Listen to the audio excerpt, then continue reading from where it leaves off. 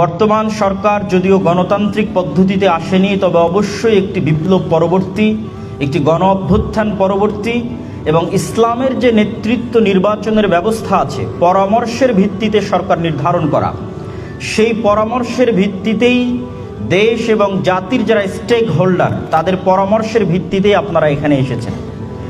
আপনাদের পিছনে জনমত, বিশেষ করে আলেম ওলামাদের সমর্থন শুরু থেকে এখন পর্যন্ত আছে।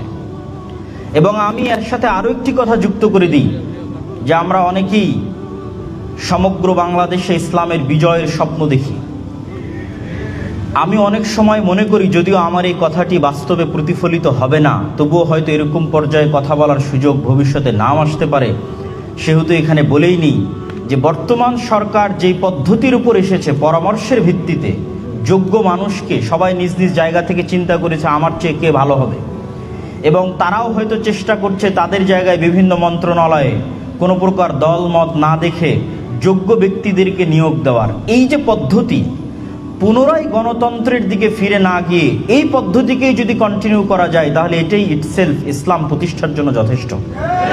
এটা অনেক সময় আমরা বুঝি না যে এই সরকার যেই দিন শেষ হবে আমাদের দাবি থাকা উচিত যে সেই দিনও পরামর্শের ভিত্তিতে সরকার প্রধান নিযুক্ত করতে হবে। আলেম ওলামাদের পরামর্শ, দেশের অন্যান্য স্টেক হোল্ডারদের পরামর্শ, তাদের পরামর্শের ভিত্তিতে সরকার প্রধান আসবে, তিনিই তার পছন্দ মতো তখন তার ক্যাবিনেট ঠিক করবেন, এটাই ইসলাম। কিন্তু আমরাই যখন আবার ব্যাকফুটে গিয়ে বলতেছি নির্বাচনে অংশগ্রহণ করব, নির্বাচন দিব, সেক্ষেত্রে আমি আপনাদের একটি কথা স্মরণ করিয়ে দিতে চাই। যেহেতু গণতান্ত্রিক দেশ, নির্বাচন হবে, গণতন্ত্র আসবে, তবে আমার একটা পরামর্শ আমি আপনাদের বলে যেতে চাই, সেটি হচ্ছে যে 5ই আগস্টে আমাদের লক্ষ লক্ষ কোটি কোটি ভোটার রাস্তায় ছিল, কিন্তু সরকার গঠনের সময় আমাদের অবস্থানটা কোথায় ছিল? আমাদের অবস্থান কিন্তু শূন্যের কোঠায় ছিল। ডিসিশন মেকিংয়ের জায়গায় আমরা শূন্যের কোঠায় পৌঁছে গেছি। অথচ আন্দোলনে দেখবেন আপামর আম জনসাধারণ, ইসলামপন্থী, আলেম ওলামাকে ভালোবাসে, তাদের অংশগ্রহণই বেশি। এর সবচেয়ে বড় কারণটা হচ্ছে আমরা শক্তিশালী প্রতিষ্ঠান তৈরি করতে পারিনি। যখন সরকার পতন হয়েছে তখন এই সমস্ত এনজিও, এই সমস্ত মিডিয়া, তাদের হাতে অটোমেটিক বাই ডিফল্ট ক্ষমতা চলে গেছে। এই জন্য আমি উদাত্ত আহ্বান জানাবো, আজকে এখানে দেশের বড় বড় ইসলামী দলের নেতারা উপস্থিত আছেন, আপনারা যেমন নির্বাচন কেন্দ্রিক প্রস্তুতি নিচ্ছেন, আপনাদের দীর্ঘমেয়াদী মুসলমানদের শক্তিশালী প্রতিষ্ঠান, শক্তিশালী মিডিয়া, শক্তিশালী অর্থনৈতিক প্রতিষ্ঠান, এগুলো তৈরি করার জন্য আপনাদের চিন্তা চেতনা এবং পরিশ্রম করতে হবে, যেন আগামী 20 বছর, 25 বছর, 30 বছর যখনই আবারও এরকম প্রেক্ষাপট আসবে, তখন যেন স্টেক হোল্ডার ডিসিশন মেকিংয়ে শক্তিশালী প্রতিষ্ঠান থাকার কারণে ইসলামপন্থীরা সেই জায়গায় পৌঁছতে পারে। এটা আপনাদের প্রতি উদাত্ত আহ্বান।